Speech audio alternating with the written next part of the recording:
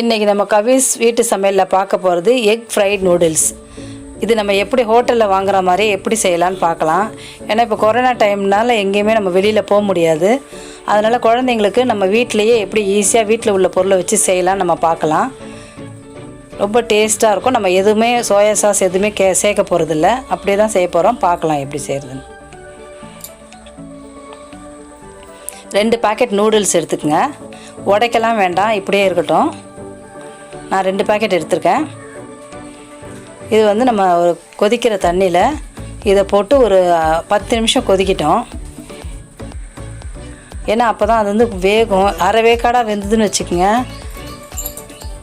ஒரு டேஸ்ட் இருக்காது. அதனால் கொஞ்சம் நல்லா வேகட்டும். இந்த கிண்டி விட்டு பாருங்கள், அதில் தெரியும் இன்னும் கொஞ்சம் வேக வேண்டியிருக்கு. ஸ்டவ்வை ஸ்லோவாக வச்சுக்கங்க. ஒரு ஸ்பூன் எண்ணெய் ஊற்றிக்கங்க. ஏன்னா அந்த பிசு பிசுப்பு இல்லாமல் ஒன்று ஒட்டாமல் வர்றதுக்கு கொஞ்சம் எண்ணெய் ஊற்றி நல்லா மிக்ஸ் பண்ணி விட்டுக்குங்க. இப்போ அது வெந்துருச்சு. இப்போ ஒரு ஹோல்ஸ் உள்ள பாத்திரத்தில் போட்டு அதை வடிச்சிடலாம் தண்ணியை. இது தண்ணியை வடிச்சிட்டு நம்ம இதுக்கு மேலே வந்து பச்சை தண்ணி ஊற்றணும். நம்ம சாதா வாட்டரை ஊற்றி நல்லா கொஞ்சம் கிண்டி விட்டுக்கணும். அந்த பிசு பிசுப்பெல்லாம் போகும். இல்லைன்னா ஒரு மாதிரி பிசு பிசுன்னு இருந்தாவே உங்களுக்கு வந்து உதிரியாக வராது. இந்த மாதிரி மிக்ஸ் பண்ணி விட்டிங்கன்னா அந்த தண்ணி வடிஞ்சிடும்.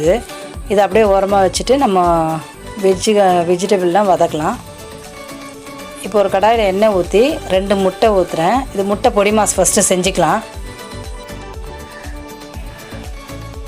இப்போ வந்து முட்டையை நல்லா கிண்டி விட்டுட்டு நல்லா உதிரியாக ஃப்ரை பண்ணிக்கங்க. இதில் தேவையான அளவு உப்பு கொஞ்சம் போட்டுக்குங்க.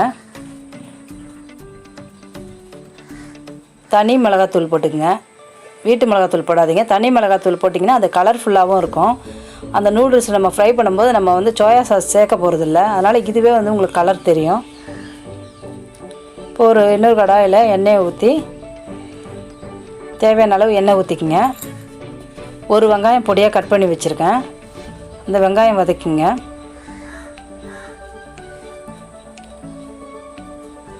இப்போ ஒரு தேவையான அளவு 2-3 பச்சை மிளகாவும் 5-6 பல்லு பூண்டும் கட் பண்ணி வச்சுருக்கேன். நமக்கு தேவையை அந்த ஃப்ளேவருக்கு தான் நம்ம அதை சேர்க்குறோம். இதையும் போட்டு நல்லா வதக்கிக்குங்க. ஒரு கேரட்டு அது பொடியாக நல்லா நீட்டாக கட் பண்ணி வச்சுக்கோங்க. ரொம்ப எதுவும் வேக வேண்டாம், அப்படியே அடுத்தடுத்து போட்டு கிண்டிக்கிட்டே இருங்க. பீன்ஸ் ஒரு 50 கிராம் பொடியாக கட் பண்ணி வச்சுருக்கேன், அதையும் சேர்த்துக்குங்க.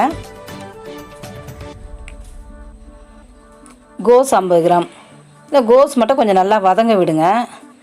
சின்ன குழந்தைங்களாம் சரியாக மென்று சாப்பிட்லனா வயிறு வலிக்குன்னு சொல்லுங்கள். அதனால் கோஸ் மட்டும் கொஞ்சம் நல்லா வதக்கி விடுங்க. கோஸ் போட்டதுக்கப்புறம் இதில் கொஞ்சம் உப்பு சேர்த்துக்கலாம். நம்ம ஏற்கனவே முட்டையிலையும் சேர்த்துருக்கோம், ரொம்ப சேர்த்துக்க வேணாம். நம்ம தேவையான அளவு சேர்த்தா போதும்.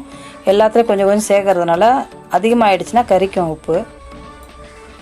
குடமிளகா ஆஃப் எடுத்துருக்கேன். நம்ம 2 பேக்கெட்டுக்கு தேவையானதான் எடுத்துருக்கோம். நீங்கள் அதிகமாக செய்யும்போது அந்த குவான்டிட்டியை அதிகப்படுத்திக்கங்க. இப்போ இந்த முட்டை பொடி மாஸ் போட்டுக்கங்க. இதையும் நல்லா மிக்ஸ் பண்ணி விடுங்க.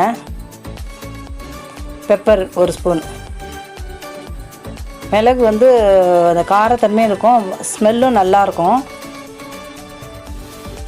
இந்த ஃப்ரைட் ரைஸும் செஞ்சாவே மிளகு கொஞ்சம் சேர்த்துக்கணும் எப்போவுமே.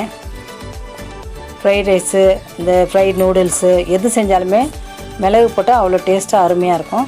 இப்போ நூடுல்ஸ் பாருங்கள் நல்லா ட்ரை ஆகிடுச்சு, தண்ணியெலாம் வடிஞ்சு. இப்போ வந்து இதை போட்டுக்குங்க. அதில் போட்டு நல்லா மிக்ஸ் பண்ணுங்கள். ஸ்லோ ஃப்ளேமில் வச்சுக்கோங்க. அடிப்பிடிக்க விடாமல் சிம்லேயே வச்சு நல்லா மிக்ஸ் பண்ணி விட்டுக்கிட்டே வாங்க.